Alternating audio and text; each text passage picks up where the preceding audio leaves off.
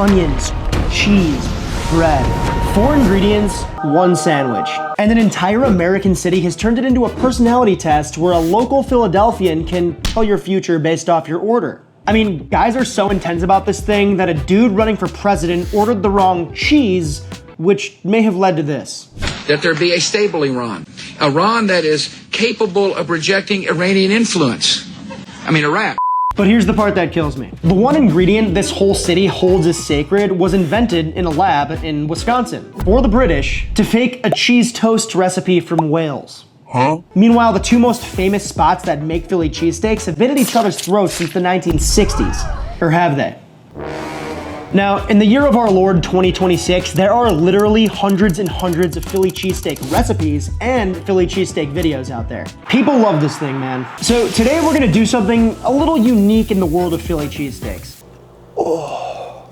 This might be considered a game changer, a revolution, a Philly cheesesteak you might leave your wife for. Something that would make Adrian proud. Yo, Adrian! I did it! A filibuster, if you will. That doesn't make any sense. But before we get into the deliciousness, it's important that we drop some context. It's the early 1930s in South Philly, and 2 brothers named Pat and Harry Olivieri are running a hot dog cart next to a trolley stop just off the Italian market. Now, these guys must have been sick of mucking hot dogs every single day because one of the brothers goes out to buy some beef. They then decide to slice it thin and throw it on the flat top with some onions, then pile the whole thing onto a roll. They weren't going for anything special here. They weren't trying to invent something. They were just trying to make themselves a cheap and affordable, easy lunch. But Pat, being the savvy businessman he was, figures out basically almost immediately that onions hitting the plancha next to a trolley stop is basically a living, breathing billboard. Free advertising. You already know the vibe. You know when it's like summer and you smell those charcoals from a couple blocks away and you're like, I need to grill. It's like that, but like with steak and onions in Philadelphia. It's the Cinnabon strategy, but really 40 years before the American mall archetype ever existed. And this story tells us that these guys weren't just cooks trying to scrap together a living, right? They were natural-born promoters. And Pat's stunts had a habit of going a little further than they needed to. My favorite story has Pat hauling sandwiches over to a movie theater to get his photograph taken with Humphrey Bogart of Casablanca fame. He handed him a loaded revolver and posed for him in a picture, which he would later hang up in the restaurant. Though the truly famous story, the one you've maybe already heard, is the cab driver, right? When he supposedly takes a bite of one of these sandwiches and tells the brothers to stop selling hot dogs and sell this instead. It's a great story. It's literally painted on the wall, but also like, who is this guy? I understand that cabbies can impart wisdom, much in the same way that, say, I don't know, like a wise janitor can as he sort of sweeps back into the shadows. But to base your entire business off one guy's opinion is out of control. Not to mention, the story is also exclusively told by the family that owns the restaurant. And the guy running Pat's today has openly admitted to, no longer being able to tell the difference between what actually happened versus what he read about, which might be the most honest thing anybody in the entire city of brotherly love has ever said. But whether or not any of that's true, there's something very obviously missing from the sandwich at this point, and it's going to stay missing for more than a decade. All the way through the 30s and into the 40s, the cheesesteak isn't actually a cheesesteak. It was more or less just a steak, because really the only thing that's on the sandwich are the meat, the onions, and the bread. That's it. That's the entire sandwich. And the reason people give for that are there were a whole lot of Jews in the neighborhood who kept kosher. So, that whole meat and dairy on the same grill wasn't gonna fly. Then, somewhere in the 40s to the early 50s, it finally does. When is that exactly? Oh boy. No one really knows. You get 3 different answers depending on which member of the family is telling the story. But everybody agrees with the guy himself. He was a manager at one of the other locations, and his nickname was Cocky Joe. And the way his own boss's family describes him is constantly drunk and a waste of their time. So if you think about it, the single defining innovation in the culinary history of a great American city is credited to a man who, by all official accounts, was hammered at work. That's America, baby. Which, if anything, kind of makes sense to me, because if you've ever had one too many, a Philly, it'll just take all the pain away, right? Whether it's that same night or the morning after. And the cheese he's putting on the sandwich is provolone, or maybe American. Either way, it's sliced cheese from the fridge. It's not Cheez Whiz, because Cheez Whiz, which could be Philadelphia's mascot outside of cream cheese, doesn't actually exist yet. At that exact moment in the early 50s up north in Wisconsin, Kraft had a team working on a completely unrelated problem. The assignment was Welsh rarebit, which is essentially cheese on toast, right? It's a British comfort food. Kraft wants this cheese in a jar, shelf stable, and basically able to survive a nuclear winter. Once they crack the code, it launches in Britain. Then about a year later, the US gets it. Then it takes until the late 50s before anybody in Philly thinks to squirt it onto a steak sandwich. So do the math on that, because the signature ingredient of the sandwich shows up nearly 30 years after the sandwich itself was invented. Not to mention, Cheez Whiz was engineered in a lab for a different country for a completely different dish. It's actually very American when you think about it. Now, I've spent some time cooking for a living, which means I'm contractually obligated to tell you that provolone is the refined choice, and that a tube of processed cheese product has no business being anywhere near a sandwich that I'm making. But I'm not going to do that because I actually love the stuff, right? It's very nostalgic for me. And remember, soy garbage person. But here's the part of the story that might put a hit out on my life. They might take my life for this. Whiz isn't real cheese, right? It's a mishmash of stabilizers and ingredients whose names end in numbers. It's a wholly unbreakable bond, an emulsion that doesn't turn greasy and goops into your Philly meat with elegance and grace. Now, we're gonna get into exactly why that matters when we cook here in a bit, but more on that soon. Now, it's the mid-1960s, and a dude named Joey Vento opens up shop directly across the street from Pat's, starting one of America's most storied and legendary food rivalries. The issue is, it was all manufactured. Sort of. Because as it turns out, competition, rivalry, and lore go a very long way in American society. People pick a side and stick with it for life, right? Whether there's a real reason behind it or not. But really, at the end of the day, there's enough loyalty to go around and keep each place sort of open and thriving, right? I mean, just look at Detroit with the Coney dogs that we talked about, right? Between American and Lafayette, Coney Island. Those spots maybe weren't so friendly, but they both still exist decades later, and people are still talking about both of them. Matter of fact, most tourists probably get both.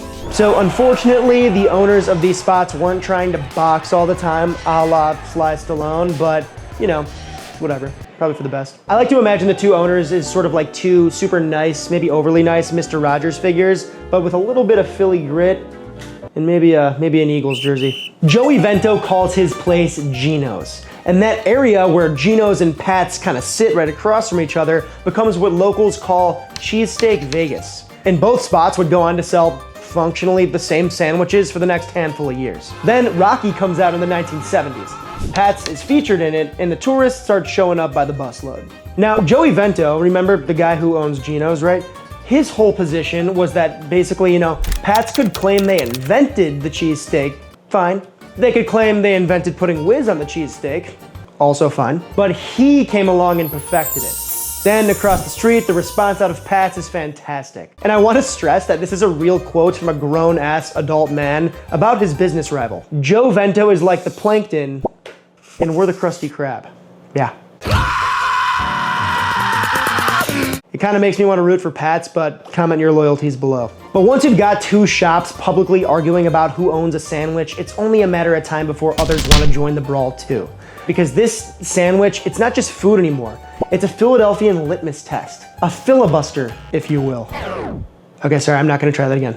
That was my last one. I mean, there's literally an entire language built around the sandwich, right? You walk up to the spot and you say whiz wit, and you get Cheez Whiz and onions on your sandwich. You go whiz without, and you get a sandwich with Cheez Whiz but no onions. You get it. And if you say your order wrong, you've just announced to the entire line that you're a virgin. Just ask John Kerry, who back in 2004 stopped in Philadelphia when he was campaigning against George Bush. He stopped over at Pat's and orders his sandwich with Swiss cheese. A local food critic responded that Swiss was not an option and called the order evidence of an alternative lifestyle. Anyways, now we know that Bush won that election.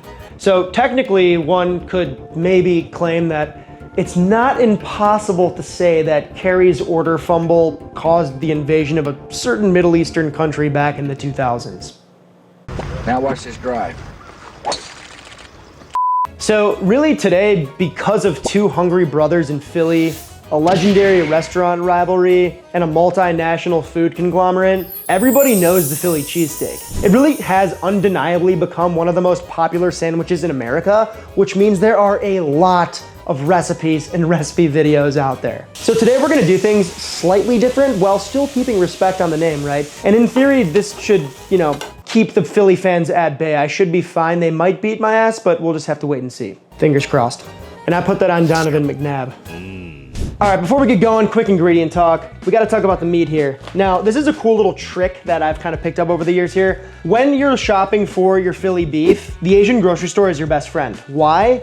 Because they cut them into what you might see labeled as shabu shabu or bulgogi style cut short rib, right? One thing too, when you're shopping for this, make sure to get something that still has a little bit of fat in it, right? These are both ribeye. And as you can see, they're not created equal here, right? This one's quite fatty, this one's quite lean. Again, both ribeye, both priced at the exact same per pound. Cool hack. If you live near an Asian grocery store, do that. If not, go to your butcher and just ask them to slice it thin for you. You can call it like shabu shabu style. Then of course we got the onions here. In the past, when I've made the sandwich, I've diced them up, but I actually kind of like when they're cut super thin and then cut again in half. Now I'm not gonna sit here and talk too much about two iconic American establishments, but I gotta say, I went on a road trip a few years back and I tried Pat's and Geno's, and though the people were super nice, the atmosphere again was incredible, but I gotta say the sandwich, not so good. Actually a lot disappointing, especially when you've been in the car for hours and hours and you get there. But the sandwich was redeemed in my eyes when a couple of you got back to me on a DM and told me to go to Angelo's. This spot, they did everything right, man. I mean, like, I didn't even know what was right at the time, but after taking one bite of the sandwich, I knew, I was learned. So that sandwich, more or less, is sort of more so what we're gonna be going for today. We have a couple different cheeses here. When you order this, you can get American, you can get white American, you can get provolone, you can get smoked provolone, you can get Whiz, which we talked about, right? Now, some of you Philly people might be cringing at the fact that I'm holding up an Easy Cheese bottle. It's Cheez Whiz, right? Some places do use this. However, Cheez Whiz, right? Kraft Cheez Whiz, it's got, you know, kind of a more of a nacho cheese texture rather than a Whiz. But I've actually made a Philly with Easy Cheese, and I kind of like it more than that, but, you know, don't kill me. Anyways, we're going to do something cool with the cheese here in a bit. We're actually gonna make a cheese sauce with this provolone here to kind of achieve that real cheese flavor, but also that manufactured texture that sticks and oozes into our sandwich that we all know and love. Now, lastly, at Angelo's, they added these to their sandwich, which I really like. Now, I just popped these in the oven under the broiler for a bit, roasted them, they softened up, diced them up, here we are. Lastly, the bread, okay. Gucci, Gucci, Gucci, Gucci, Gucci. If you want to be a hero, I have a recipe for a Philly style hoagie roll that you can make. It's inspired by Angelo's. It's got the sesame seeds and everything on it. I'll leave a link for that somewhere for you to look at. If you want to be somewhere in the middle, go to your grocery store and get something that looks the most like this. This is from Amoroso's, and they wouldn't actually sell me this bread because it's so valuable, it's so perfect, and they get it shipped in for that authentic, you know, Philly vibe. So I actually had to buy the sandwiches and ask them to put the meat on the side. It was a whole thing, probably the most expensive roll I'll ever buy, but yeah, we ball.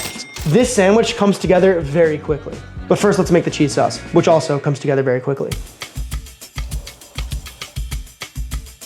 We're going medium heat, sauce pot, pan pot, saucier. We're gonna go in with some whole milk. This can also be water or cream if you're feeling rich. And our sodium citrate. So we're just gonna bring this up gently. Once all that sodium citrate is dissolved, we can start adding our cheese. In for said cheese, I have provolone. Provolone is that perfect mix between like mild and buttery and satisfying, but also like funky and, you know, it's like a real cheese. It's got real character. All right, so we got some steam coming out of our milk. That is perfect. We can start adding our cheese. So now we're gonna add this in little by little here. So I'm adding little by little in, and then I'm just kind of whisking to dissolve it. And then you can add more or less. The more you add, the cheesier your sauce will be, the thicker in consistency, etc., until you add more liquid. All right, so this is the consistency we're going for here. I would say like basically fondue. Remember, as this cools, it'll thicken a little bit, so that's looking good to me. Woo! That provolone sauce. All right, we're gonna go medium-high heat. Big plancha that fits perfectly on my single burner. Then we're gonna hit it with a little bit of neutral oil. Just gonna wipe that off. We don't need too much of that. These are very important. I'll leave links to pick these up if you wanna buy some really nice burger / Philly spatulas. Real sturdy. You can do a lot with this thing. Like dig my grave after people from Philly are done roasting me in the comments. All right, I'm gonna pop on some of our onions here. And some of our peppers. Again, optional, guys. I really happen to like these long hots. Then maybe a light pinch of kosher salt. We're just gonna brown our onions oh so slightly. We're not going for a full caramelization here, it's a little browning. Once you can start to smell those onions, beef time. Then we choppy. Woo! Pulling apart them ribeyes. That's why it's very important that you slice this ribeye pretty thin, you know, or buy it sliced thin rather. And now we can take our sauce and drape that all over. Oh yeah, it's just gooing into the meat. So at this point, I like to take our roll here, all right, about yay big. We can shape our beef into basically like a rectangle about the same size as the roll. Now we can take our bun and boom, right on top.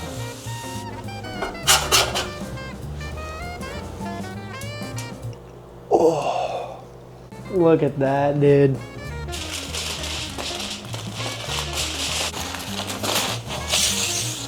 And we'll just let that steam for a second.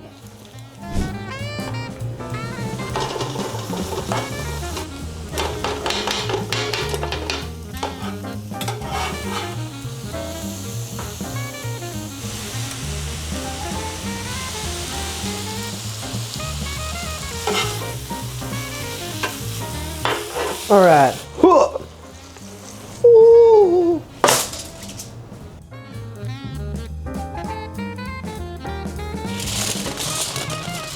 Oh my God. Woo. All right, we got the Whiz Witt and the Provolone Witt. This one's big because my local spot wouldn't sell me just the rolls by themselves. I bought 3 small ones, 8 inchers, and then a 12 incher, and burned through all of them except for these 2, so here we are. Not because the Whiz is better, but, well, actually, we'll see. Oh my God, dude. Look how stuffed that is, man. If I let go of one of my hands, this thing would split in half. It would like totally Titanic. Look. I'm flying. Jack. Oh shit, I'm not gonna do that.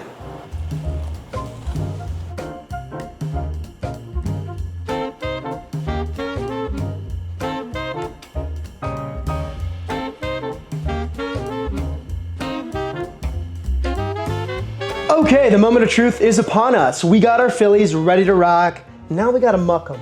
I think I'm gonna start with the Whiz because it's the classic, and look at how just bodacious and massive this is. I don't know if you can see that. The glossy Cheez Whiz, kind of that yellow hint. This is less of a cheese pull sandwich and more of like a cheese melt-in goop glossy sandwich. You know, it's cheesy, not like stringy cheesy. All right, salud.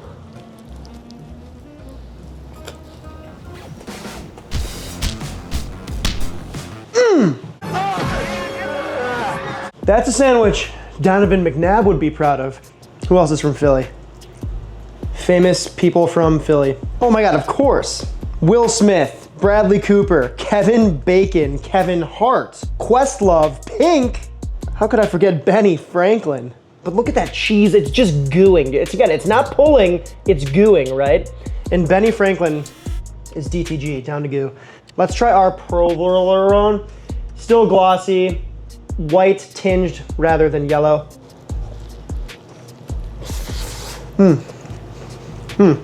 Man, the good news, you can't go wrong. Both of these are fire. This is such a cop-out and you're gonna hate me, but I kind of like these both the same. I would get both of these on different days.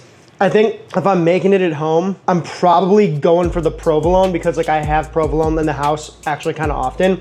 And I really like the way it tastes. The cheese goop, man, this is a special occasion thing. It's not like real food, not that that really matters for me because I'm basically Oscar the Grouch in adult form. Okay, wow. Provolone when I'm at home, Cheez Whiz when I'm in Philly. But also, I don't know, catch me on a different day and I would choose this as my favorite one too. There's so much to love about this sandwich, man. I gotta stop. One more goo shot. Oh! But, of course, I am just one bloke with one opinion. Let me know what you think in the comments below. Are we team Cheez Whiz Are we team provolone? Are we Witt? Are we Witt out? You tell me, what's your favorite spot? You like Pat? You like Geno's? You like neither? You like Angelo's? You like neither? You like insert name of restaurant here in the comments.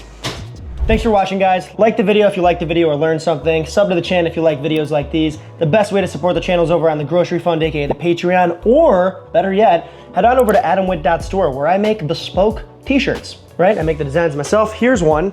Not sure if we're gonna get into a legal battle because of that, but we ball. Come see what's good on Discord, introduce yourself. We got a nice little community going on over there. I do giveaways and we chat. It's a good time. Let me know if you have any ideas or would like to do a deep dive into any other food history or food history topics, or you get it. I'm so tired. Until next we meet. I don't know any Philadelphian phrases. See ya, bye, or as they say in Philadelphia.